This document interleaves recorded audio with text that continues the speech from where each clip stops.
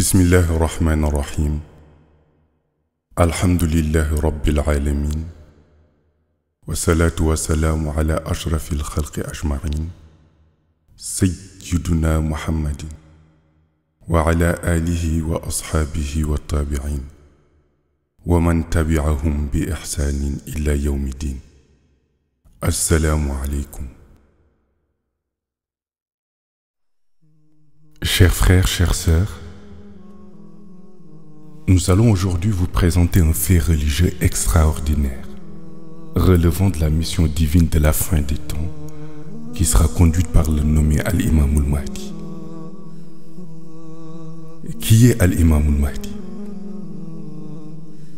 D'abord, le terme Al-Mahdi signifie le bien guidé. Il s'agit d'un titre attribué à l'imam qu'Allah subhanahu wa ta'ala guidera dans sa mission de sauvetage de l'humanité. L'imam al-Mahdi est un personnage religieux qu'Allah enverra à la fin des temps, Akhir Zaman, pour sauver le monde. Ce faisant, il conduira les hommes sur le chemin de la lumière d'Allah subhanahu wa ta'ala, le chemin de la vérité. Il apportera en outre la paix et la justice dans le monde. À ce propos, le prophète Sayyidina Muhammad sallallahu alayhi wa sallam a fourni une description détaillée de l'imam al-Mahdi ainsi que l'époque précise de son avènement pour la réalisation de sa mission sur terre. Répondant aux questions qui lui sont posées sur le sujet, il décrira 4 faits majeurs qui caractérisent la période de l'avènement de l'imam al-Mahdi. Évoquant le premier fait, le prophète expliquera qu'il correspond à l'apparition de la généralisation de la corruption dans tous les secteurs de la vie dans le monde, tels que le commerce, les entreprises, les services administratifs, les affaires publiques, etc., etc. Le second fait se rapporte à la prédominance de l'injustice dans les rapports entre les personnes à travers le monde. En d'autres termes, lorsque l'injustice dominera la justice dans le monde, dans les sociétés humaines, entre les personnes, entre les États, ainsi qu'aux différents niveaux de pouvoir. Lorsque la persécution des musulmans dans le monde arrivera au point que certains parmi eux seront tués sans savoir le pourquoi, ce sera un signe évident de la venue de l'imam al-Mahdi selon le prophète Mohammed sallallahu alayhi wa sallam. Cette prophétie peut aisément être constatée aujourd'hui dans les conflits armés en cours dans les pays musulmans, pendant lesquels des innocents sont tués, parfois avec leur famille, sans connaître la raison de leur mort. Enfin, le prophète explique que lorsque les musulmans seront stigmatisés à travers le monde, jusqu'à ce que la pratique de leur religion avec quiétude devienne difficile, voire impossible, dans certaines contrées du monde, il s'agira d'un signe de l'apparition de l'imam al-Mahdi. De ce qui précède, il apparaît que l'imam al-Mahdi soit en effet un personnage clé de l'histoire sainte. S'agissant de son personnage, le prophète a évoqué au cours d'une causerie avec ses compagnons 4 exemples qui le décrivent sans équivoque. Les premières caractéristiques de l'imam al-Mahdi concernent sa filiation. Le prophète explique à ce propos que l'imam al-Mahdi portera le même nom que lui, c'est-à-dire Mohammed. Son père aura le même nom que celui du père du prophète, c'est-à-dire Abdallah. Poursuivant les explications, le prophète déclara que l'imam al-Mahdi sera son descendant, son petit-fils. Aussi, il précisera en disant que le père spirituel de l'imam al-Mahdi sera issu de ses descendants, ce qui fera de lui un shérif authentique. À ce propos, notre vénéré cher expliquera qu'il est plus difficile d'être shérif selon une filiation de lumière spirituelle que de l'être par le lien familial biologique. Deux autres marques distinctives de l'imam al-Mahdi seront révélées par le prophète. Il s'agit premièrement d'une cicatrice qui se trouve sur sa joue, en dessous de son œil gauche, dont la forme rappelle celle d'une feuille de myrte.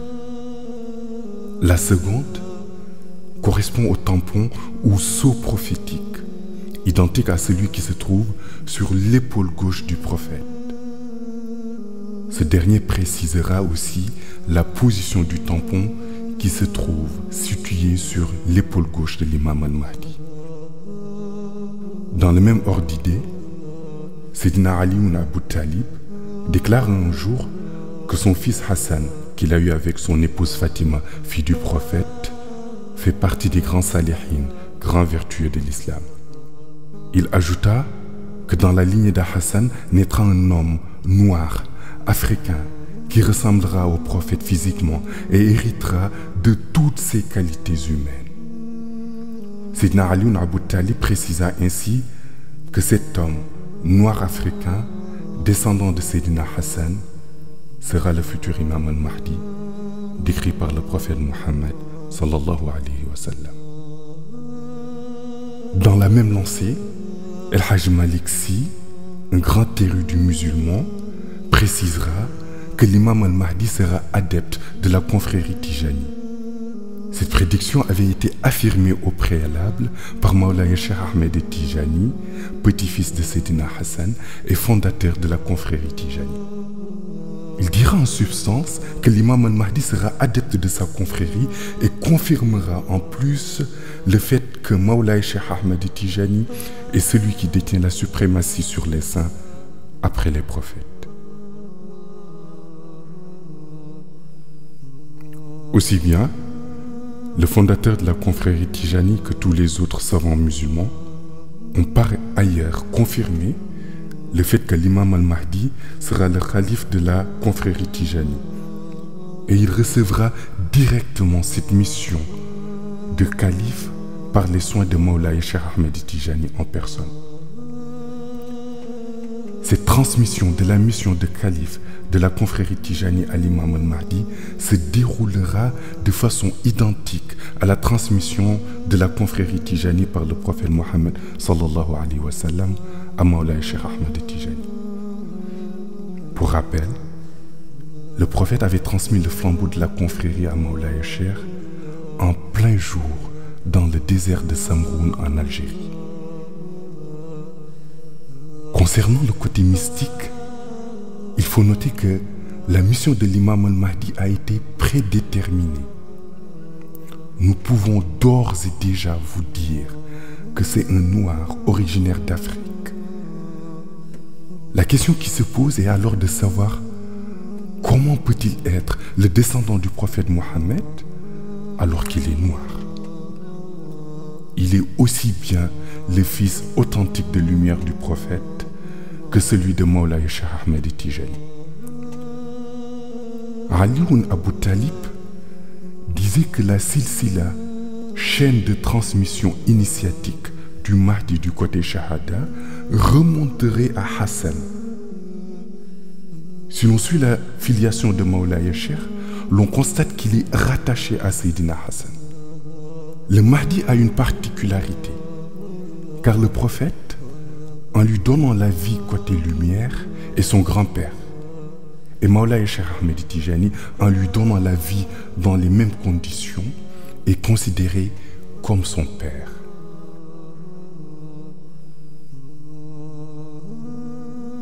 À propos de la naissance sur le plan spirituel ou de la lumière, il faut savoir qu'il existe 3 étapes d'existence des saints, dont les 2 précèdent leur naissance sur terre. Le premier est l'étape Nourani, existence lumineuse. De ce fait, les awliyas d'Allah peuvent vivre des milliards d'années sous cet état d'être lumineux au monde ghaib en faisant du zikr. La deuxième étape est l'étape Rouhani, existence en tant qu'esprit, qui fera passer cette lumière en une âme qui pourra ultérieurement naître ou non.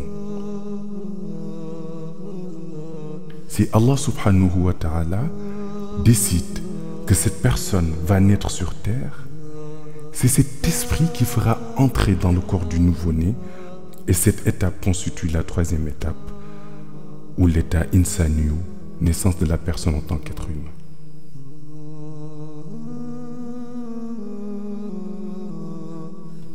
Il est un shérif authentique, car c'est Mawlaï Cheikh Ahmed Tijani qui l'a engendré en tant que lumière au monde Raïb, et il est son père spirituel. Il est donc descendant du prophète sur le plan spirituel, car Mawlaï Cheikh Ahmed Tijani est le fils spirituel du prophète Mohammed sallallahu alayhi wa sallam.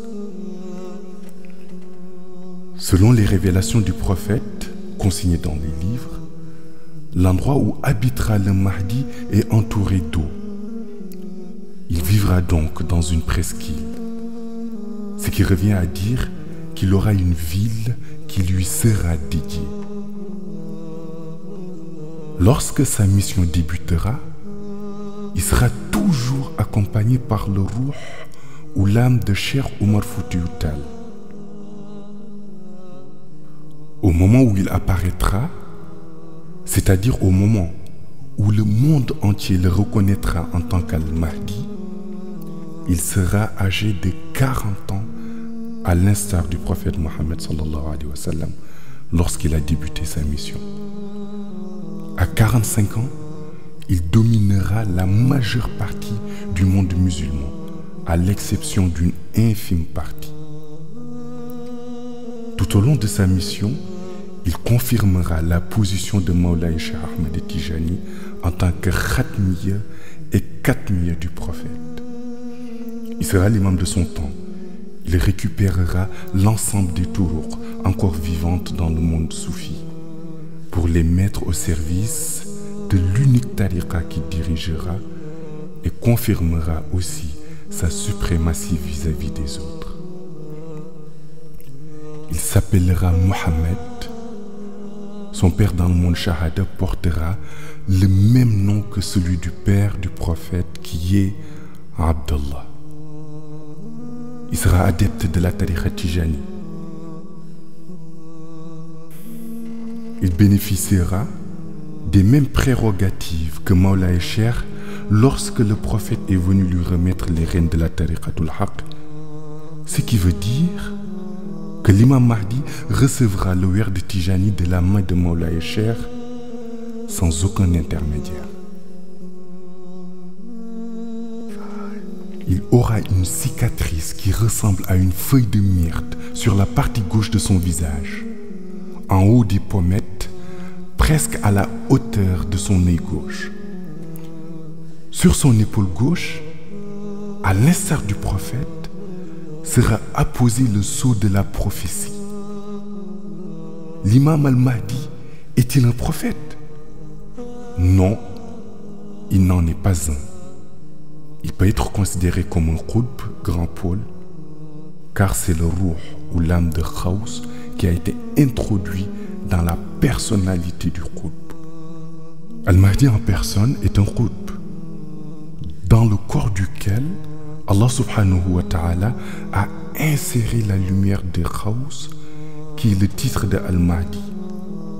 De ce fait, l'appellation Al-Mahdi est en réalité un titre, et il signifie le bien guidé. Qui donc guide le Mahdi? C'est le Wahyu. Explication.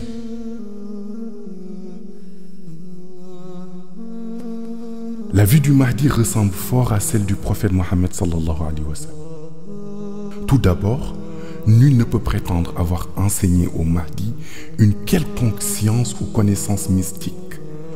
Allah subhanahu wa ta'ala a procédé avec lui comme il l'a fait avec le prophète Mohammed sallallahu alayhi wa sallam, qui était le prophète illettré ou Nabiyul Ummi.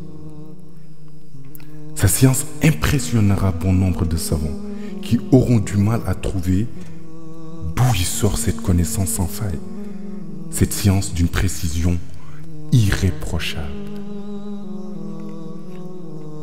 Le prophète avait prédit que ceux qui allaient le contredire dans ses enseignements seraient les savants versés dans la connaissance livresque. Quand on lui demandait comment cela pouvait être possible, Le prophète leur a répondu que Allah subhanahu wa ta'ala lui a confié une science jamais révélée. Tous les codes cachés de Shari'atul Muhammadiyya lui ont été dévoilés. Tout ce qui n'a pas été dit dans la haqiqa, c'est-à-dire les codes des réalités pures et vraies, ont été mis à sa disposition dans le cadre de sa mission. C'est à partir de la source de connaissances appelée Ilmul Ladani que l'imam al-Mahdi puisera ses ressources pour véhiculer son message afin de mener à bien sa mission. Sa mission sera semblable à celle des prophètes. Il est en permanence en connexion avec Allah qui l'inspire dans ses actes. Ce phénomène est encore appelé Wahyu. Les savants classiques seront tellement dépassés par le niveau de connaissance du Mahdi et la hauteur de ses révélations qu'ils en arriveront à réfuter ses jugements. L'imam al-Mahdi sera accompagné de 313 soldats qui viendront de Raïb. Ces derniers apparaîtront pour certaines occasions aux yeux de tous ou ils resteront invisibles si la situation le préconise.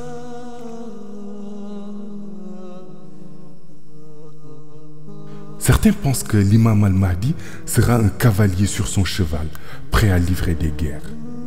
Ils se trompent, car le Mahdi ne livrera aucune guerre. Vu le contexte géopolitique mondial, vu le niveau d'armement des États, il serait réellement incongru de voir l'imam al-Mahdi chevauchant un cheval pour combattre les inégalités et rétablir l'ordre divin. Son arme principale sera le secret de Kun Fayakun qui lui sera donné par Allah subhanahu wa ta'ala. Ce secret lui permettra de gouverner le monde. Grâce à cela, il neutralisera les armes les plus puissantes, bombardiers furtifs, drones, satellites, armes nucléaires, détenues aujourd'hui par les grandes puissances. Une de ses missions les plus importantes sera la conquête de la Mecque. Il deviendra le roi de ce pays. Il y siégera pendant 7 ans en tant qu'Amirul Mu'minin. À l'heure actuelle, il est impossible dans la conscience populaire qu'un noir, qui en plus est africain, soit à la tête d'un État comme l'Arabie Saoudite. Seul le secret de Kun Fayakun lui permettra de réaliser une telle prouesse. L'imam al-Mahdi aura la capacité de se métamorphoser. Il peut prendre l'apparence d'un arabe et revenir à son état naturel selon sa volonté. Il aura recours à ce processus de transformation entre Médine et la Mecque. Une fois qu'il accédera au pouvoir à la Mecque, des armées venant de toutes parts, et notamment de Syrie, tenteront de l'attaquer afin de le renverser et le sortir de la Mecque. Toutes les stratégies des ennemis seront déjouées. Les armées entières, après de rudes entraînements, tenteront de passer à l'offensive, mais elles seront toutes englouties par la terre qui s'ouvrira sous leurs pieds. C'est à ce moment-là que les Irakiens, les Turcs, les Iraniens, les Palestiniens commenceront à venir lui prêter allégeance et croiront en sa mission. Allah subhanahu wa ta'ala enverra un ange tel un héros entre la Kaaba et la Maqama Ibrahim qui déclarera avec une voix puissante, ayant une portée très éloignée, que l'imam al-Mahdi est le calife de Dieu. Il demandera à tous de se ranger derrière lui et de suivre ses recommandations. Cet ange est en fait un nawamis, une espèce très particulière d'ange. L'imam al-Mahdi commencera véritablement sa mission. Des États comme la Turquie viendront lui prêter allégeance. Le Mahdi résidera 5 années à Jérusalem avec sa mosquée sacrée au Masjidul Aqsa. Il occupera l'esplanade des mosquées pendant ces 5 années. Les Occidentaux continueront à élaborer des stratagèmes pour le combattre, mais en vain. Ils enverront des missiles contre lui. Mais grâce à son secret contenu dans Kun Fayakun, le Mahdi retournera à l'envoyeur les bombes qui lui étaient destinées. Ainsi, personne ne pourra anéantir sa mission. Il la commencera à l'âge de 40 ans et la poursuivra pendant une durée de 45 ans avant la descente du prophète Isa ibn Maryam. Le prophète Isa ibn Maryam, celui-ci descendra un matin à l'heure de la prière de Fajr dans la Zawiya où se trouvera l'imam al-Mahdi pour diriger la prière. À l'arrivée du prophète Isa, l'imam al-Mahdi va reculer pour lui céder la place afin qu'il dirige la prière. Le prophète Isa, alayhi salam, déclinera cette offre et choisira de se placer derrière lui pour ouvrir la prière.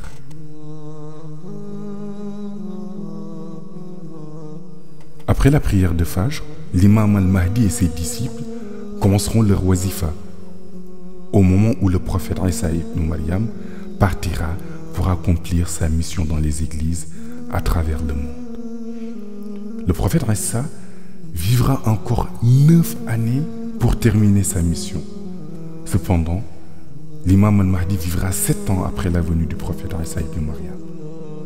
Ce faisant, ce dernier dirigera la communauté islamique pendant 2 ans après le décès de l'imam al-Mahdi avant de décéder à son tour d'une mort naturelle. En effet, dans le monde Ghaib, il est indiqué que le prophète Isa ibn Maryam vivra pendant 40 jours lorsqu'il reviendra sur terre. Mais ces 40 jours annoncés dans le monde Ghaib correspondent en réalité à 9 années sur terre. Ceci parce que le mode de calcul dans le monde Ghaib se fait selon plusieurs règles que seul un connaisseur de ce monde peut traduire dans l'échelle de temps du monde Shahada, c'est-à-dire le monde ici-bas. Après ces 9 ans que vivra le prophète Isa ibn Maryam pour terminer sa mission et sa mort à la 9e année, commencera l'Apocalypse. Nous précisons ici que leur mort à tous les deux sera naturelle. L'imam al-Mahdi dominera en effet le monde entier et sera connu de tous. Ainsi, toute personne qui se déclare être le Mahdi se discrédite lui-même. Il est aisé de constater que des milliers de personnes se sont déclarées être l'imam al-Mahdi, ce qui s'est révélé faux, d'autant que l'imam al-Mahdi aura une mission universelle et aura une renommée mondiale. Rien qu'en Iran, plus de 3000 personnes sont en prison pour avoir déclaré qu'ils étaient l'imam al-Mahdi. Il faut cependant noter que l'imam al-Mahdi dont parlent les chiites est différent de l'imam al-Mahdi dont parlent les sunnites. Les chiites font allusion à leur 12e calife qui, selon les récits, était entré dans une grotte souterraine quand il était enfant. Les chiites attendent sa sortie de cette grotte. Les sunnites, quant à eux, parlent de l'imam al-Mahdi révélé par le prophète Mohammed sallallahu alayhi wa sallam et décrit comme étant le bien guidé par Allah subhanahu wa ta'ala. C'est lui le vrai imam. Et Cheikh Ahmed Tijani a déclaré qu'il sera son adepte et son calife dans la confrérie Tijani. En plus, il confirmera que c'est lui, Cheikh Ahmed Tijani, le détenteur du plus grand pouvoir divin après le prophète Mohammed sallallahu alayhi wa sallam. Malgré les innombrables annonces faites par des personnes se faisant passer pour être l'imam al-Mahdi dans plusieurs pays tels que le Sénégal, les États-Unis, la France, etc., personne ne se trompera sur l'identité du véritable imam al-Mahdi, puisque ce dernier prouvera réellement qu'il est l'imam al-Mahdi par le fait qu'il gouvernera le monde. Il dirigera les prières à Masjid al-Aqsa de Jérusalem pendant 5 années au cours desquelles il en fera son siège. Il siégera aussi à la Mecque pendant 7 ans où il dirigera les prières à Masjid al-Haram. les musulmans du monde entier, Pakistan, Indonésie, les pays du Maghreb, les pays arabes, ceux d'Asie, d'Afrique, d'Europe, etc. lui feront allégeance. L'imam al-Mahdi régnera avec le pouvoir de Kun Fayakun qui lui a été confié par Allah subhanahu wa ta'ala. Ainsi, tous les pays qui lui feront allégeance le feront suite à des miracles qu'il accomplira. Par exemple, il fera un miracle extraordinaire à Istanbul en Turquie, suite auquel l'ensemble du pays lui fera allégeance et le considérera comme étant leur guide suprême. C'est pourquoi quelqu'un qui déclare qu'il est l'imam al-Mahdi sans apporter les preuves attendues de ce dernier ne peut être crédible. Des dirigeants dotés d'une grande puissance militaire le suivront et seront sous son autorité. Les journaux, les télévisions et les organes de presse du monde entier feront la une de leurs publications sur les activités de l'imam al-Mahdi.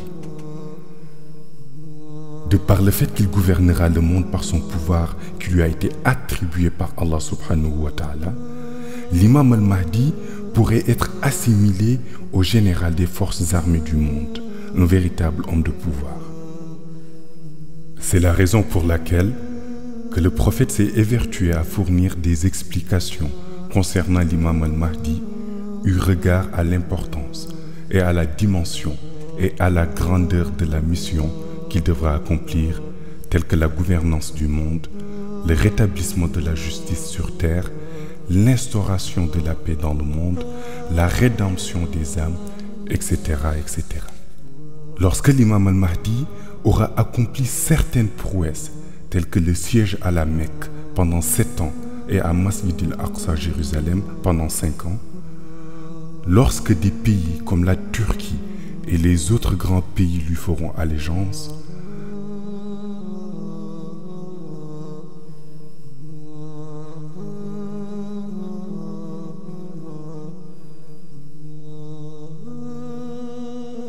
alors Masih Dajjal va commencer à s'agiter pour contrer sa mission. Dajjal sera un homme d'État, premier ministre d'un pays d'une très grande puissance militaire et nucléaire. En plus, Dajjal sera détenteur d'un pouvoir qui ressemble à celui de l'imam al-Mahdi qu'Allah va lui attribuer. Cependant, le pouvoir de l'imam al-Mahdi sera supérieur à celui de Dajjal. Ainsi, Dajjal aura le pouvoir de tuer une personne et de le ressusciter, et il le fera en public pour montrer son pouvoir et impressionner les gens. En qualité de premier ministre et chef des armées de son pays, il aura sa mallette à code nucléaire, mais son pouvoir lui permettra de déclencher des tirs sans utiliser sa mallette, mais en utilisant son seul pouvoir.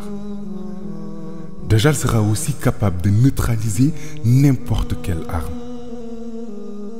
Avec son pouvoir et sa puissance militaire, il va s'engager dans une guerre à la fois psychologique et militaire contre l'imam al-Mahdi. Chaque fois que l'imam al-Mahdi sortira un pouvoir, Dajjal sortira à son tour un pouvoir similaire pour le contrer. Il parviendra d'ailleurs à détourner certains adeptes de l'imam al-Mahdi parce que soit ils ont peur de lui, soit ils sont impressionnés par son pouvoir. Certains iront jusqu'à le considérer comme étant le prophète Isa ibn Maryam alayhi salam, surtout à cause de la situation géographique de son pays qu'il dirige. Obnubilé par son pouvoir, Dajjal annoncera qu'il est lui-même Dieu. Lorsque Dajjal commencera à véritablement perturber la mission de l'imam al-Mahdi, Allah subhanahu wa ta'ala enverra le prophète Isa ibn Maryam qui descendra à l'heure de la prière du Fajr.